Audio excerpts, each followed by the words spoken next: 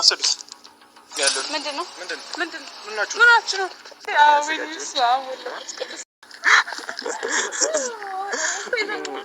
ይገባሻል። ቪዲዮ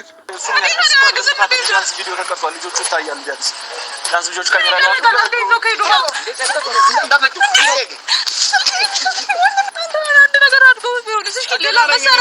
ነገር ሲዘው ቢሆንስ? እሺ የሆነ ነገር አድርገው ቢሄድስ? ለምን አንተ መንገድ ላይ መስጠት አስፈልገ? ቤት አሰጠኝም ነበር እንዴ? እኔማ ደስ ይበልሽ።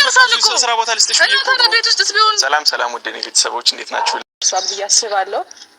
ብዙ ሰው ደውሎልናል። እናንተም ኢንቦክስ ምናምን ያደርጉ ነበር፣ ሲደውሉ ነበር ምናምን። ከባድ ፕራንክ ነው። እናንተም እንደተረዳችሁ እንደ ስሜታችሁ እኔም ያ ስሜት ደግሞ ወጣው ደግሞ በጣም ከባድ ነበረ እና ድጋሚ እንደዛ ፕራንክ እንደማትሰራኝ ተስፋ አደርጋለሁ።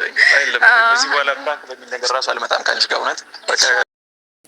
እህትና እናት አንድ ናቸው ሲባል ብዙ ሰው ላይ ያምን ይችላል። ግን ደግሞ በዚች በያብ እህት ማወቅ ትችላላችሁ።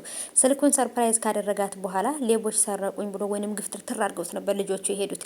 የሚገርም አስደናቂ ፕራንክ አድርጓታል ማለት ነው። እንግዲህ በባለፈውም ፕራንክ እንዳታደርጋት እንደዚህ አድርገህ ፕራንክ አታደርጋት፣ ምን ልጅቷን ልትገላት ነው እንደያላችሁ በኮሜንት እየጻፋችሁለት ነበር። እሷም ደግሞ ዛሬ እንደዚህ አይነት ፕራንክ እንደማታደርግኝ ተስፋ አደርጋለሁ ባለችበት ሰዓት ላይ ድጋሚ ሌላ ፕራንክ አድርጓታል። ስልኩን አዲስ የገዛላትን ስልክ እንግዲህ ይዘውብኝ ሄዱ ብሎ እንግዲህ ጓገጭ ብሏል። እሷም በነገራችን ላይ እየተጨነቀች የነበረው ለስልኩ ሳይሆን አንተ ደህና ነህ ሆይ አንተን የሆነ ነገር አድርገው ቢሆን እያለች ነበር። እና በጣም ነው ያሳዘነችኝ። ብዙ እህቶች እንደዚህ ነን በቃ። እና እህትና እናት አንድ ናት እውነት ለመናገር ብዬ አስባለሁኝ። ለምን መሰላችሁ? በቃ የሆነ እንስፍስፍ ነው የምንለው ለወንድሞቻችን ለእህቶቻችን። እና እኔ በበኩሌ እኔ እንጃ እኔ ሙቼ እነሱ ቢኖሩ ብዬ መመርጥ አይነት ሰው ነኝ ማለት ነው። ለእነሱ ብዬ ያልከፈልኩት መስዋዕትነት የለም። እና በእርግጥ በአሁኑ ዘመን ያሉ ወንድምና እህቶች ፍቅር የሚባለው አይደለም ገንዘብ እንጂ ፍቅር አያዩም። ግን የእውነት ትለያለች ማለት ነው። የያብ እህት ግን እንደዚህ ፕራንክ ባያደርጋት ደስ ይለኛል። በጣም ነው የደነገጠችው የኔ ማር።